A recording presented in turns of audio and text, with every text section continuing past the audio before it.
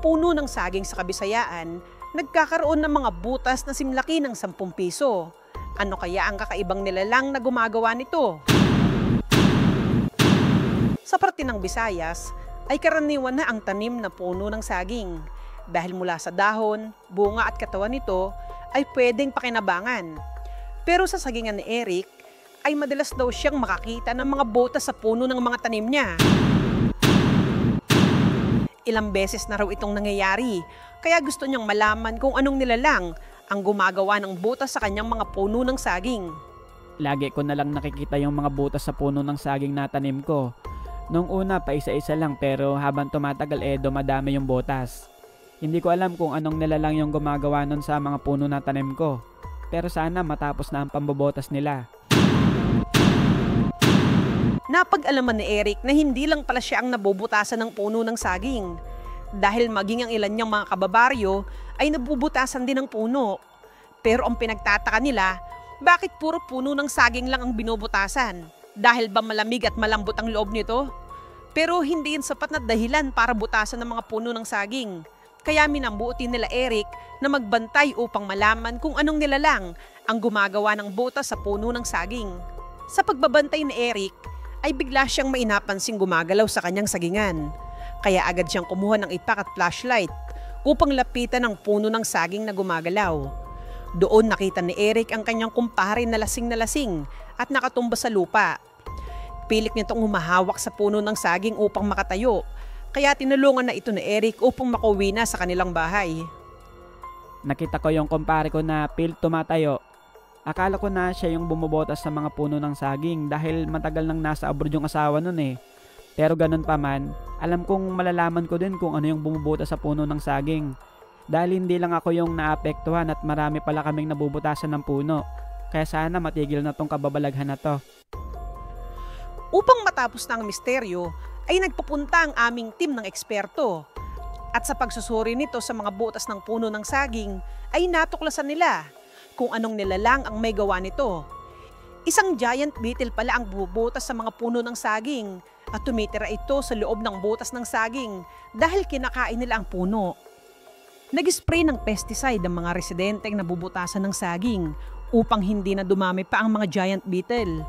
Pero may ilan sa kanila na duda pa rin sa sinabi ng eksperto dahil may ilang mga kalalakihan sa kanilang lugar na ayaw magsalita sa nalalaman nila tungkol sa butas ng puno ng saging.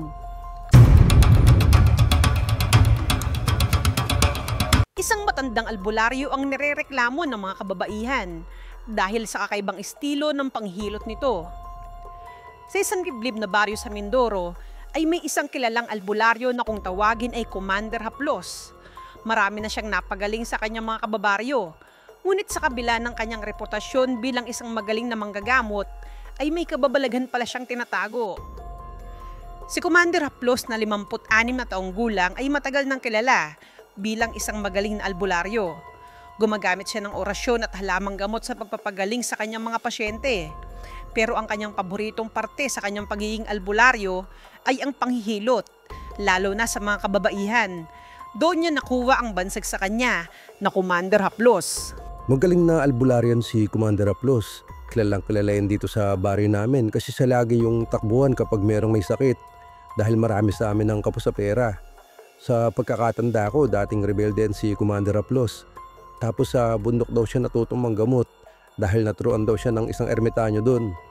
Matagal nang wala yung asawa niya dahil iniwan siya at pinagpalit sa ibang lalaki. Kaya siguro may mga balitang may masamang ginagawa daw si Commander Haplos sa mga pasyente niyang babae. Marami ang naniniwala at nagtitiwala kay Commander Haplos. Pero nagbago ang pagtingin sa kanya ng mga tao noong kumalat na ang kanyang tinatagong kabalistugan sa ilang kababaihan na kanyang naging pasyente. Ayon sa testimonya ng ilang babae, ay sa tuwing magpapagamot daw sila kay Commander, ay pinipilit sila nito na sumailalim sa kakaibang ritual ng panghilot. Doon na higit pa sa hilot ang ginagawa ni Commander. Dahil sa bawat haplos nito ay may halong pananamantala. Sa halip na gumaling ang kanilang sakit, ay nadagdagan pa ito ng trauma at takot dahil sa naranasan nila sa kamay ni Commander Haplos. Nagpapagamot ako nun kay Commander Haplos dahil may kabag yung tiyan ko. Ilang araw ko na ring iniindayan kaya naisipan ko nung magpa-albularyo. Nung lumapit ako kay Commander, Sinabi niyang kailangan ko daw tanggalin yung damit ko para mahilot niya ako ng maayos. Pero habang hinihilot niya yung tiyan ko, dahan-dahang tumataas yung hilot niya. Hanggang sa pati yung dibdib ko hinilot niya din kasi doon daw lalabas yung lamig sa tiyan ko. Upang matigil na ang pananamantala ng albularyo, ay naglakas loob na ang kanyang mga biktima na magsumbong sa mga pulis.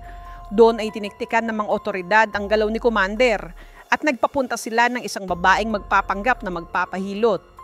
Doon ay kumpirmado na may ginagawa ngang kabulastugan si Commander Aplos, kaya agad siyang inaresto ng mga pulis. Sa mundo ng panggagamot ay may tunay na tumutulong at may landing nananamantala. Kaya't ang pinakamahalagang gamot laban sa kasamaan ay ang pagbubukas ng ating mga mata at ang lakas ng loob upang lumaban para sa hustisya.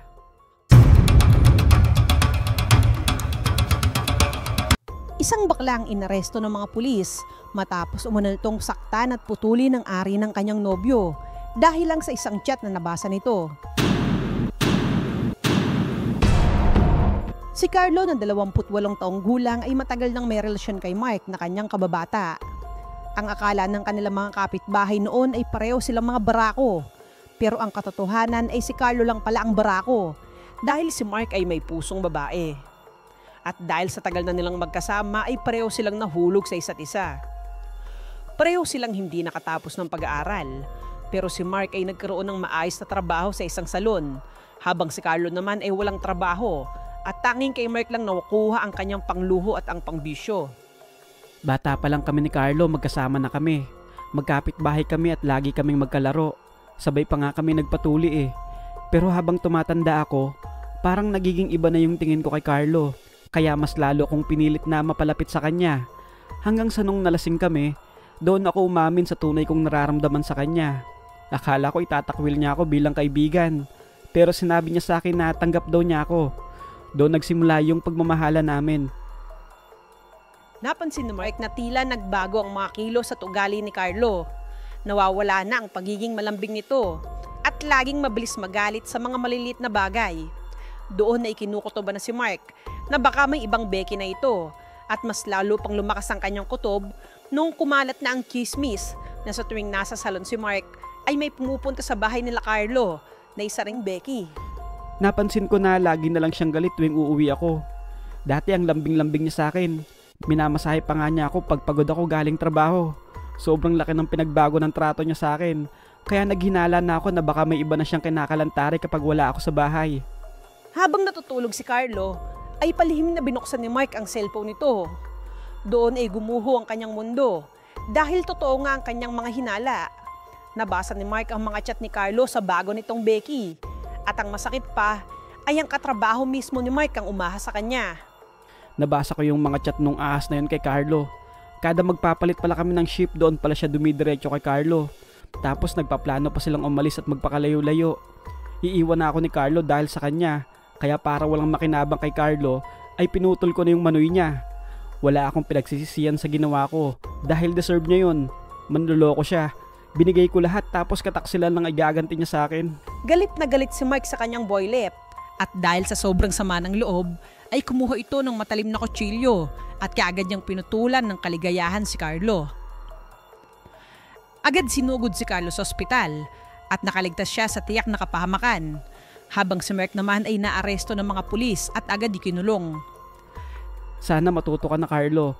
Hindi porkit pusong babae kami ay may karapatan ka ng paglaruan ng nararamdaman namin. Buong buo kami magmahal at kung kaya namin magbigay ng kaligayahan, kayang-kaya din namin putulin ng kaligayahan. Tandaan mo yan. Sa ngayon ay nagpapagaling pa rin si Carlo sa ospital. Sa kasamang palad ay hindi na naibalik ang naputol niyang ari. Si Mark naman ay nakapagpiyansa kaya ito nakalaya sa kulungan. Ano man ang nangyari sa dalawa, ay pareho silang may aral na matututunan na siguradong habang buhay na tatatak sa kanilang isipan.